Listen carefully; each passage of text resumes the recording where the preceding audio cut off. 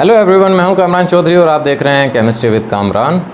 Previous lecture में हम लोग डिस्कवरी ऑफ इलेक्ट्रॉन और डिस्कवरी ऑफ प्रोटॉन को कवर कर चुके हैं। जिन लोगों ने आपके क्लास 9 के chapter number 2 structure of atom के प्रीवियस लेक्चर्स नहीं देखे हुए तो आप चैनल पर जाएंगे, प्लेलिस्ट सेक्शन में जाएंगे, वहाँ पर अवेलेबल है प्लेलिस्ट चैप्टर नंबर 2 की क्लास 9 के which is structure of atom. तो वहाँ पर आपको इस चैप्टर के तमाम प्रीवियस लेक्चर्स मिल जाएंगे। ठीक हो गया। आज के लेक्चर में बेसिकली हम लोग डिस्कस करेंगे डिस्कवरी ऑफ न्यूट्रॉन को। ठीक है। अब प्रोटॉन और इलेक्ट्रॉन की डिस्कवरी के बाद ना रदरफोर्ड ने ये ऑब्ज़र्व किया कि जो एटम है उसका जो एटॉमिक मास है वो सिर्फ़ और सिर्फ इलेक्ट्रॉन और प्रोटॉन की मदद से हम लोग नहीं डिफ़ाइन कर सकते। ठीक है। तो रदरफोर्ड प्रीडिक्टेड इन 1920, तो रदरफोर्ड ने 1920 में ये प्रिडिक्ट किया that some neutral particles having mass equal to that of proton must be present in an atom, कि भाई एक एटम के अंदर कुछ न्यूट्रल पार्टिकल्स लाजमी मौजूद हैं जिनका मास तकरीबन प्रोटॉन के मास के इक्वल है। ठीक है।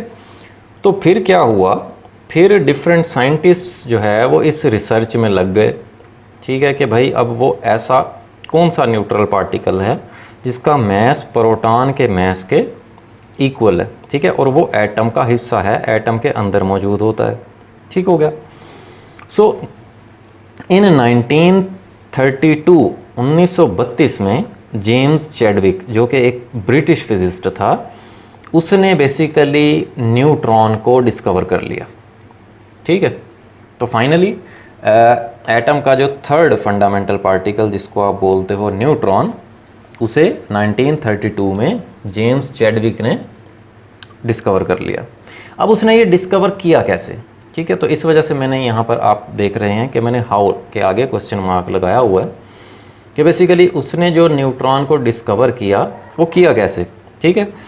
तो ये मैं एक्सप्लेनेशन थोड़ी सी आपको देने लगा हूँ, ध्यान से देखिएगा कि James Chadwick bombarded alpha particles on A beryllium target. अब जेम्स चैडविक ने क्या किया, एक बेरिलियम का टारगेट लिया। ठीक है, मीन्स के इस तरह समझ लें कि बेरिलियम की एक शीट ली। ठीक है, उसके ऊपर अल्फा पार्टिकल्स बम्बार्ड करवाए। ठीक है। अब यहाँ पर बम्बार्ड और अल्फा पार्टिकल्स ये दो वर्ड हैं। ठीक है, यहाँ पर इसका मीनिंग समझना ज़रूरी है। तो सबसे पहले तो मैं आपको बता दूं कि बेसिकली बम्बार्ड का मतलब होता है अटैक करवाना। ठीक है, हिट करवाना, फॉल करवाना। ठीक है। तो हुआ क्या कि बेरिलियम टारगेट पर जेम्स चैडविक ने 1932 में क्या किया, अल्फ़ा पार्टिकल्स को बम्बार्ड करवाया। ठीक है। अब ये भी बताता हूँ कि अल्फ़ा पार्टिकल्स क्या होते हैं। उसने ऑब्ज़र्व क्या किया, he observed that highly penetrating radiations were produced. उसने ये ऑब्ज़र्व किया कि बेरिलियम से जब अल्फ़ा पार्टिकल हिट हुए, ठीक है, तो हुआ क्या, हुआ ये कि कुछ रेडिएशंस एमिट हुई, कुछ रेडिएशंस निकली बाहर। ठीक है। पेनिट्रेटिंग रेडिएशंस, ऐसी रेडिएशंस बेसिकली जो पास हो जाएं। ठीक है, या इसका पेनिट्रेट का जो मतलब होता है वो होता है पास इनटू, किसी चीज़ से पास हो जाना, गुजर जाना, किसी चीज़ में घुस जाना। ठीक है।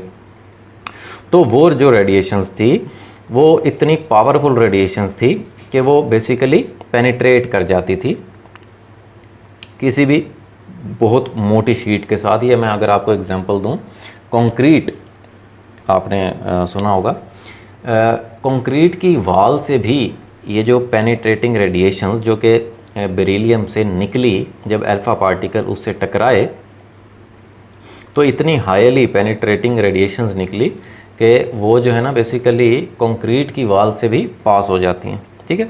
सो इन रेडिएशंस को बेसिकली न्यूट्रॉन्स का नाम दिया गया। ठीक हो गया। अब यहाँ पर जैसे मैंने आपको बताया कि बेसिकली बेरिलियम टारगेट से, बेरिलियम से अल्फ़ा पार्टिकल्स को उसने बम्बार्ड करवाया, अल्फ़ा पार्टिकल्स का अटैक करवाया। अब आपके लिए ये समझना ज़रूरी है कि बेसिकली अल्फ़ा पार्टिकल्स होते क्या हैं, या जिनको आप अल्फ़ा रेज बोलते हैं, या जिनको आप अल्फ़ा रेडिएशंस बोलते हैं। ठीक है, तो यहाँ पर थोड़ी सी आपको मैं एक्सप्लेनेशन दे देता हूँ कि alpha particle is the nucleus of helium. अब जो हीलियम एटम होता है ना, अगर आप उसके जस्ट न्यूक्लियस को ले लें तो वो बेसिकली अल्फ़ा पार्टिकल होते हैं। ठीक है, कैसे हम रिप्रेजेंट करते हैं अल्फ़ा पार्टिकल को? अब ये हीलियम है ना, जिसका एटॉमिक नंबर 2 होता है और एटॉमिक मास 4 होता है। इसके ऊपर आपको यहाँ पर नज़र आ रहा है पॉजिटिव 2 चार्ज। मीन्स कि आप देखें कि एक हीलियम है जिसका एटॉमिक नंबर 2 है, नंबर ऑफ़ प्रोटॉन्स इसके अंदर 2 हैं, तो जितने नंबर ऑफ़ प्रोटॉन्स होते हैं किसी भी न्यूट्रल एटम के अंदर, उतने ही नंबर ऑफ़ इलेक्ट्रॉन्स होते हैं। तो इसका एक शेल है और उस शेल में, पहले शेल में 2 इलेक्ट्रॉन्स हैं। अब अगर आप वो 2 इलेक्ट्रॉन्स रिमूव कर दें तो इस पर पॉजिटिव 2 चार्ज आएगा और वो हीलियम का वो शेल ख़त्म हो जाएगा, तो जस्ट इसका न्यूक्लियस बचेगा जिसमें 2 प्रोटॉन्स और 2 न्यूट्रॉन्स होंगे। तो वो बेसिकली अल्फ़ा पार्टिकल्स होते हैं। ठीक है, जैसे यहाँ पर मैंने शो किया हुआ है, ये हीलियम एटम है जिसका एटॉमिक नंबर 2, एटॉमिक मास 4 है, इसके न्यूक्लियस में 2 प्रोटॉन्स हैं और न्यूट्रॉन्स भी 2 हैं, और इसका एक शेल है। पहले शेल में आपको पता है मैक्सिमम ऑफ 2 इलेक्ट्रॉन्स आ सकते हैं। अगर मैं इस शेल के 2 इलेक्ट्रॉन्स जिन पर नेगेटिव चार्ज होता है वो मैं रिमूव कर देता हूँ, ठीक है, -2 इलेक्ट्रॉन का मतलब है कि 2 इलेक्ट्रॉन्स मैंने निकाल दिए। तो देखें ये शेल इसका ख़त्म हो गया हीलियम का, और इसका न्यूक्लियस बच गया, और ओवरऑल इस पर पॉजिटिव 2 चार्ज आ गया क्योंकि 2 इलेक्ट्रॉन्स आपने रिमूव किए। ठीक है, सो ये जो हीलियम का न्यूक्लियाई होता है, हीलियम का न्यूक्लियस होता है, इसको बेसिकली आप क्या बोलते हैं? अल्फ़ा पार्टिकल बोलते हैं। अब हम देख लेते हैं इस रिएक्शन की केमिकल इक्वेशन कि कैसे बेरिलियम के साथ अल्फ़ा पार्टिकल टकराएगा और न्यूट्रॉन्स एमिट होंगे। तो देखें यहाँ पर हम लोग ले लेते हैं बेरिलियम जिसका एटॉमिक नंबर 4 और एटॉमिक मास कितना होता है? 9 होता है। ठीक है, इस पर मैं करवाता हूँ बम्बार्ड, या इससे मैं हिट करवाता हूँ अल्फ़ा पार्टिकल्स। ठीक है, ये मैंने अल्फ़ा पार्टिकल्स यहाँ पर राइट कर लिए। ठीक है, अब होगा क्या? होगा यूँ कि इसके अंदर से कुछ रेडिएशंस एमिट होंगी जो कि हाईली पेनिट्रेटिंग रेडिएशंस होती हैं, जिनको आप न्यूट्रॉन्स बोलते हो। ठीक है, न्यूट्रॉन्स पे चार्ज कोई नहीं होता। ठीक है, और यहाँ पर मैं इसको 1 लिखता हूँ ऊपर, ये रिप्रेजेंट करता है कि इसका कुछ ना कुछ मैस होता है। ठीक है, ये 1 रिप्रेजेंट करता है, और नीचे वाला जो ये मैंने 0 लिखा है ये रिप्रेजेंट करता है कि इस पर कोई चार्ज नहीं है। ठीक है, इसके साथ साथ कार्बन जिसका मैस 12 होता है और एटॉमिक नंबर 6 होता है। ठीक है, मीन्स के देखें ये बेरिलियम था, जब उस पर अल्फ़ा पार्टिकल टकराए उससे तो न्यूट्रॉन्स एमिट हुए और वो टारगेट किस में कन्वर्ट हो गया? कार्बन में कन्वर्ट हो गया। ठीक है, सो इस इक्वेशन को अब हम चेक कर लेते हैं। अब आप देखें यहाँ पर ऊपर की तरफ मैसेज लिखे हुए हैं मैंने, तो टोटल लेफ़्ट साइड पे मैस कितना बनता है? 9 + 4 13। यहाँ पर भी आप देखें 1 + 12 13 बनता है। एटॉमिक नंबर्स आप देखें यहाँ पर 4 है और यहाँ पर 2 है, तो टोटल नंबर कितना बना? 6, और यहाँ पर भी 0 + 6 6 बना। ठीक है, तो इस तरह से आप अपनी इक्वेशन को चेक कर सकते हैं कि मैंने इक्वेशन ठीक लिखी है या गलत लिखी है। ठीक है, सो ये तो थी chemical equation for the discovery of neutron के लिए जो भी एक्सपेरिमेंट किया जेम्स चैडविक ने। ठीक है, अब देख लेते हैं हम properties of neutrons.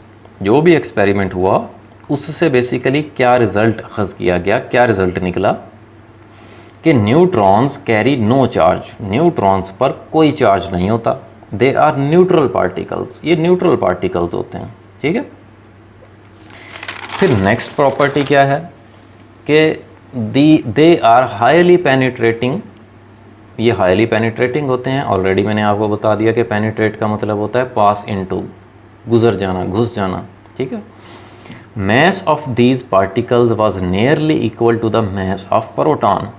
In particle का जो mass होता है वो प्रोटॉन के इक्वल होता है। ठीक है, सो यहाँ तक तो हमने ये टॉपिक ख़त्म कर लिया डिस्कवरी ऑफ न्यूट्रॉन का। आपकी इन्फॉर्मेशन के लिए बता दूँ, ये आपको वैसे भी याद भी होना चाहिए कि मास ऑफ प्रोटॉन जो होता है वो कितना होता है 1.673 टाइम्स 10⁻⁻27 किलोग्राम, ठीक है। और मास ऑफ न्यूट्रॉन कितना होता है, तकरीबन इक्वल होता है मास ऑफ प्रोटॉन के। जैसा कि आप देख रहे हैं माइनर सा डिफरेंस है, ये 1.673 टाइम्स 10⁻⁻27 किलोग्राम है, जबकि मास ऑफ न्यूट्रॉन होता है 1.675 टाइम्स 10⁻⁻27 किलोग्राम, ठीक है। ये वैल्यूज़ आपको वैसे भी याद होनी चाहिए। तो होपफुली डिस्कवरी ऑफ न्यूट्रॉन और प्रॉपर्टीज़ ऑफ न्यूट्रॉन आपको अच्छे से क्लियर हो गया होगा। फिर भी अगर आप लोगों का कोई क्वेश्चन है, कोई भी माइंड में कन्फ्यूजन है, देन आप नीचे कमेंट सेक्शन में मुझसे पूछ सकते हैं। अगर आपको वीडियो पसंद आई है देन चैनल को सब्सक्राइब ज़रूर कीजिएगा, वीडियो को लाइक किया करें, शेयर किया करें। Thank you very much.